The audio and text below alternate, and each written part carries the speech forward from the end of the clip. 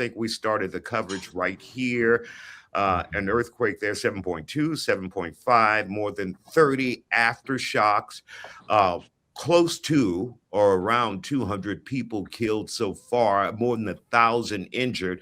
And they're saying that's just the tip of the iceberg. The U.S. Geological Society is saying that it could take days, weeks, even months to assess the damage and to find possibly even more bodies out there. They're thinking the number of deaths could climb into the thousands. It's just mind blowing. Now, one of our regulars here on the Factor Uncensored, her name is Carmen Marie Montiel, and she's on the Factor as one of our conservatives all the time.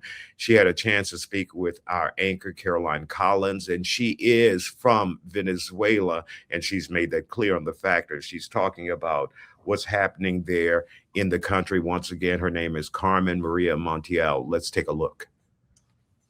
Montiel, thank you so much for joining us. We appreciate it. And I understand you're from Venezuela and you still have a lot of family over there. I do. Thanks for having me and to be able to tell the people what's going on.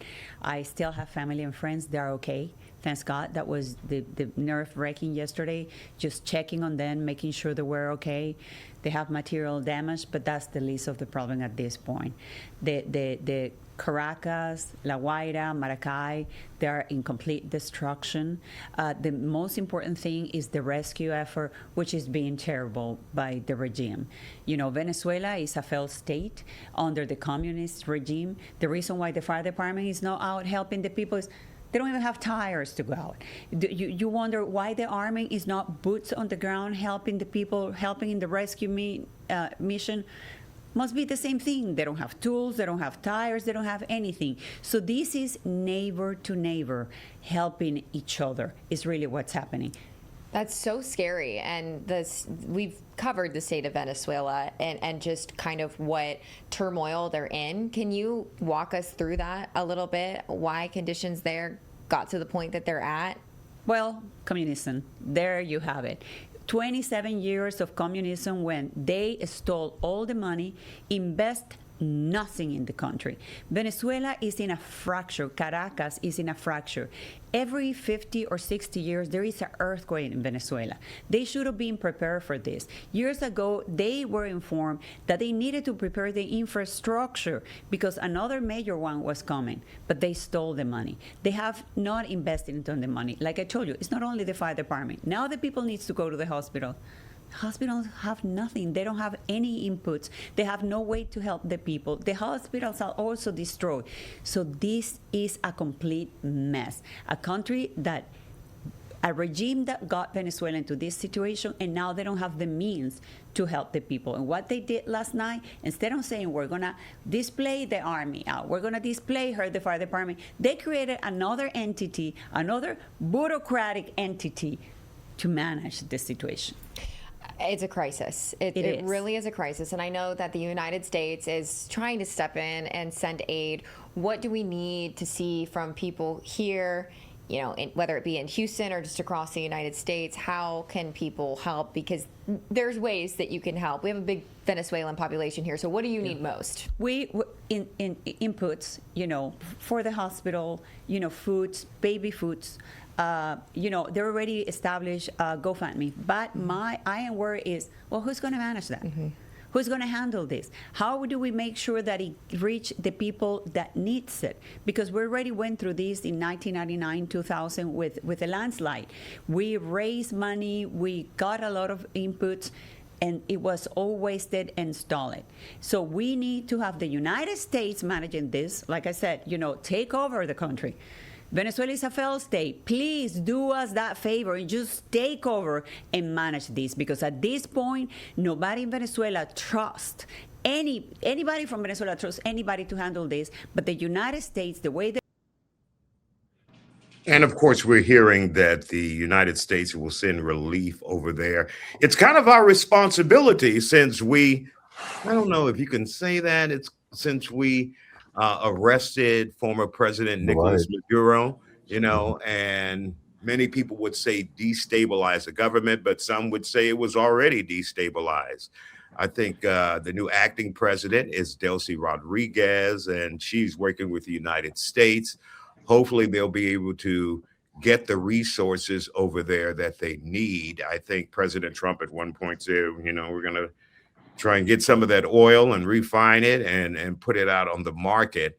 Right now, Venezuela is a struggling country, with serious financial problems, far from the glory days. I was watching a documentary on YouTube, and it talked about just how well the country was doing from the 1950s to the 70s, when oil prices were great.